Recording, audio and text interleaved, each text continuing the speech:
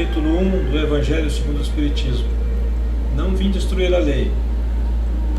Aqui nós temos, primeiramente, as três revelações: Moisés, Cristo e o Espiritismo. E depois a gente tem um conteúdo falando sobre a aliança da ciência e da religião. E por último vem a instrução dos Espíritos, sobre a nova era. A gente vai focar um pouco mais aqui no Cristo e no Espiritismo. Moisés nós vamos deixar para um próximo momento, porque basicamente a gente tem sobre Moisés ali os 10 mandamentos, né? Algo voltado para a época, para aquele povo lá na condição evolutiva que se encontrava. Portanto, a gente vai estudar aqui basicamente hoje nesse vídeo sobre o Cristo, a segunda revelação, a terceira revelação, o Espiritismo. Então vamos lá. Fazer uma pausa aqui. Então, primeiramente, vamos pegar aqui, como a gente falou, o Cristo, né? Jesus não veio destruir a lei, isto é, a lei de Deus, veio cumpri-la, isto é, desenvolvê-la, dar-lhe o verdadeiro sentido e adaptá-la ao grau de adiantamento dos homens. Por isso é que se nos depara nessa lei o princípio dos deveres para com Deus e para com o próximo, base da sua doutrina. Quanto às leis de Moisés, propriamente ditas, ele, ao contrário, as modificou profundamente, quer na substância, quer na forma. Combatendo constantemente o abuso das práticas exteriores e as falsas interpretações, por mais radical reforma não podia fazê-las passar, do que as reduzindo a essa única prescrição: amar a Deus acima de todas as coisas e ao próximo como a si mesmo. E acrescentando: aí estão a lei toda e os profetas. Então, como falamos no início, por que a gente não vai se dedicar a abordar aqui sobre Moisés, não é? Foi importante, claro, mas aí veja que que Jesus, melhor dizendo, já reformulou aquelas leis de Moisés. Aqueles 10 mandamentos ficaram reduzidos a 2 aqui: amar a Deus sobre todas as coisas e o próximo como a si mesmo. Então, ele acrescentou ainda: aí está contida toda a lei e todos os profetas, certo? Por essas palavras, o céu e a terra não passarão sem que tudo esteja cumprido até o último iota, quis dizer Jesus ser necessário que a lei de Deus tivesse cumprimento integral. Isto é, fosse praticada na terra inteira, em toda a sua pureza, com todas as suas ampliações e consequências. Vamos repetir: a lei de Deus que tenha cumprimento integral, praticada na terra inteira, ou seja, em todo o planeta, em todos os povos, né? Em toda a sua pureza e com todas as suas ampliações e consequências. Efetivamente, de que serviria haver sido promulgada aquela lei se ela devesse, melhor dizendo, constituir privilégio de alguns homens, ou sequer de um único povo? Sendo filhos de Deus todos os homens, todos sem nenhuma distinção, são objeto da mesma solicitude. Certo? Mas o papel de Jesus, aqui no item 4, mas o papel de Jesus não foi o de um simples legislador moralista, tendo por exclusiva autoridade a sua palavra. Cabia-lhe dar cumprimento às profecias que se lhe anunciaram o advento. A autoridade lhe vinha de natureza excepcional do seu espírito e da sua missão divina. Ele viera ensinar aos homens que a verdadeira vida não é a que transcorre na terra, e sim a que é vivida no reino dos céus. Viera ensinar-lhes o caminho que a esse reino conduz, os meios de eles se reconciliar com Deus e de pressentirem esses meios na marcha das coisas por vir, para a realização dos destinos humanos. Entretanto, não disse tudo, limitando-se, respeito a muitos pontos, a lançar o gênero de verdades que, segundo ele próprio declarou, ainda não podiam ser compreendidos. Ou seja, muita coisa Jesus naquela época não nos falou, não se aprofundou, tendo em vista o quê? A condição evolutiva daquele povo. Muitas coisas ele não poderia falar naquele momento lá, porque eles realmente teriam dificuldades de entender, de compreender.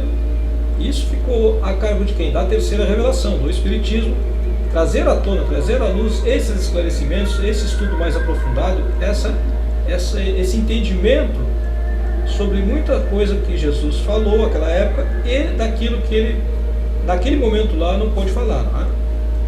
Falou de tudo, mas em termos mais ou menos implícitos, para ser aprendido o sentido oculto de algumas palavras suas. Mister se faz, ou seja, é importante que se faça, que novas ideias e novos conhecimentos lhe trouxessem a chave indispensável. Ideias que, porém, não podiam surgir antes que o espírito humano houvesse alcançado um certo grau de madureza. Ou seja, naquela condição há 2000 anos atrás, nós nos encontrávamos ainda num estágio evolutivo que, obviamente, teríamos muita dificuldade de entender o que, por exemplo, o Espiritismo hoje traz de conhecimento. Né? Então, a própria parte científica do Espiritismo hoje,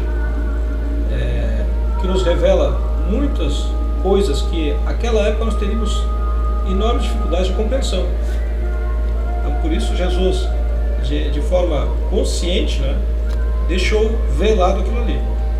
A ciência tinha de contribuir poderosamente para a eclosão do desenvolvimento de tais ideias. Importava, pois, dar à ciência tempo para progredir, ou seja, para que pudéssemos entender um pouco mais, conhecer um pouco mais sobre os segredos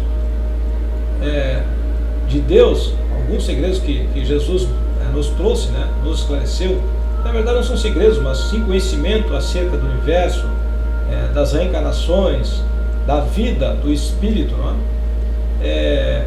Precisaria do contributo da ciência, ou seja, a ciência humana precisaria avançar na Terra, abrindo as mentes, trazendo conhecimentos, descobertas acerca do universo em si, para que realmente a gente pudesse ter um entendimento de muitas verdades que Jesus gostaria, talvez que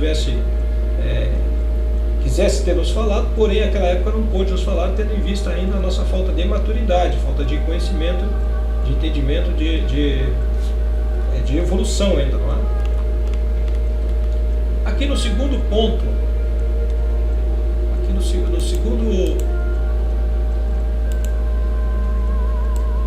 na verdade a terceira revelação, o Espiritismo, né? Vamos relembrar que a primeira é Moisés, a segunda é o Cristo e a terceira é o Espiritismo. Segundo ponto aqui de abordagem nossa, certo? Então no item 5 aqui, o Espiritismo é ciência nova que vem revelar aos homens, por meio de provas irrecusáveis, a existência e a natureza do mundo espiritual e as suas relações com o mundo corpóreo. Então vamos lá, de novo. Espiritismo é uma ciência nova que vem revelar aos homens, por meio de provas irrecusáveis, a existência e a natureza do mundo espiritual. Ou seja, isso que o Espiritismo vem nos trazer, né? Existe todo um mundo espiritual que está em constante relação com o nosso mundo corpóreo. Então ele nos mostra, aqui tem um termo mais antigo, nolomostra, né? Mas ele nos mostra, né? Não mais como uma coisa sobrenatural. Então é importante lembrar que ainda hoje, né, nesse terceiro milênio, não é? Início do terceiro milênio, ainda muitas pessoas, e não são poucas, ficam ainda nas crenças sobrenaturais. Okay? Uma das missões do Espiritismo é justamente desvendar esse sobrenatural. Não é? Tudo aquilo que lá atrás, antes mesmo do Cristo e antes mesmo da terceira revelação do Espiritismo, muita coisa ficava na conta do sobrenatural. Tudo aquilo que não era explicado era sobrenatural. E ainda hoje em dia ainda, por muitas pessoas que não têm a compreensão, não têm o entendimento, não é? E o conhecimento de alguns fatos que ocorrem em a natureza, e aí, portanto, isso fica a cargo do sobrenatural. Então, o Espiritismo mostra, não mais como uma coisa sobrenatural, porém ao contrário, como uma das forças vivas e sem cessar atuantes na natureza, como a fonte de uma imensidade de fenômenos até hoje incompreendidos, por isso relegados para o domínio do fantástico e do maravilhoso. Então, tudo aquilo que a gente não compreende, que a gente não entende, né, a gente acaba colocando, como falamos antes, na contabilidade do sobrenatural, do fantástico e do maravilhoso. E a essas relações que o Cristo alude em muitas circunstâncias. Né? Então, vamos lá. É a essas relações que o Cristo alude em muitas circunstâncias. E daí vem que muito do que ele disse permaneceu ininteligível ou falsamente interpretado, certo? Então muitas coisas que o Cristo falou, né, não ficou de forma inteligível, não ficou clara, ou foi falsamente interpretada. Né? O Espiritismo é a chave com o auxílio do qual tudo se explica de modo fácil, certo? Eu diria aqui que o Espiritismo nos ajuda a compreender com um pouco mais de facilidade muitas coisas que lá no passado estavam nessa conta aí do fantástico, do sobrenatural, do maravilhoso. Né? No item 6, a lei do Antigo Testamento teve em Moisés a sua personificação. Já no Novo Testamento tem na do Cristo. Né? O Espiritismo é a terceira revelação da lei de Deus, mas não tem a personificá-la nenhuma individualidade, porque é fruto do ensino dado não por um homem, mas sim pelos Espíritos. Então aqui é uma coisa importante. Sabemos que foi Allan Kardec, o grande codificador da doutrina espírita, porém, contrariamente à primeira revelação, que é Moisés, a segunda, que é o Cristo, essa terceira revelação o Espiritismo, não está delineada, vamos dizer assim, né? Não está personificada, melhor dizendo, na imagem, no homem Allan Kardec, apesar dele ter sido o grande codificador. Por quê? Porque Kardec foi uma ferramenta, foi um meio por onde os espíritos se manifestaram, certo? Então está aqui, ó, é o fruto do ensino dado não por um homem, sim pelos espíritos, que são as vozes do céu, em todos os pontos da terra, com o concurso de uma multidão inumerável de intermediários. Então centenas de espíritos participaram dessa codificação. Por isso não se colocou na conta de Allan Kardec, não se personificou. É de certa maneira um ser coletivo, formado pelo conjunto dos seres do mundo espiritual, cada um dos quais traz o tributo de suas luzes aos homens, para lhes tornar conhecido esse mundo e a sorte que os espera. Então vejam, os espíritos, essa multidão inumerável, foram os intermediários, né? Então, como se formasse um grande ser coletivo, conjunto dos seres do mundo espiritual, né? Que trouxeram, eu diria que o contributo dos seus conhecimentos, as luzes que eles trouxeram são o conhecimento, né, aos homens, para tornar conhecido esse mundo que a sorte os espera. Ou seja, nós vamos chegar lá, né? A gente está no ponto aqui, no momento encarnados, no mundo corporal, certo? Mas o mundo espiritual nos espera, nos aguarda. Assim como Cristo disse, não vim destruir a lei, porém cumpri-la, também o Espiritismo diz, não venho destruir a lei cristã, mas dar-lhe execução. O Espiritismo está muito bem alinhado com a proposta do Cristo. Então ele não vem tirar nada daquilo que o Cristo colocou, mas ele vem dar o quê? Ele vem cumprir aquilo que o Cristo prometeu, aquilo que o Cristo falou, certo? Nada ensina em contrário ao que ensinou o Cristo, mas desenvolve, completa e explica. Então veja, não ensina nada contrário ao que o Cristo ensinou, mas desenvolve, completa e explica, em termos claros e para toda a gente, o que foi dito apenas sob forma alegórica. Vem cumprir nos tempos preditos o que o Cristo anunciou e preparar a realização das coisas futuras. Ele é, pois, obra do Cristo, que o preside, conforme igualmente o anunciou, a regeneração que se opera e prepara o reino de Deus na terra. Então, aqui nós concluímos esse pequeno estudo do capítulo 1 do Evangelho, aqui, né, parcial, que depois nós temos aí a ciência, a aliança da ciência e da religião, que vem a instrução dos espíritos, que a gente vai deixar para o próximo vídeo. Então a gente completa aqui nesse item 7, né, dizendo que o Espiritismo nada tem contrário, nada ensina contrariamente ao que o Cristo ensinou, mas ele completa, na verdade, amplia tudo aquilo que o Cristo tinha falado, né, em termos mais claros e para todo mundo.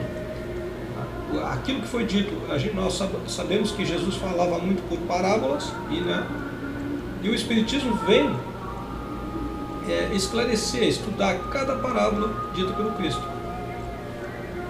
Ok? Então, esse é o nosso pequeno estudo aqui no capítulo 1 do Evangelho. Não vim destruir a lei, estudo parcial. No próximo vídeo nós vamos estudar a aliança da ciência e da religião.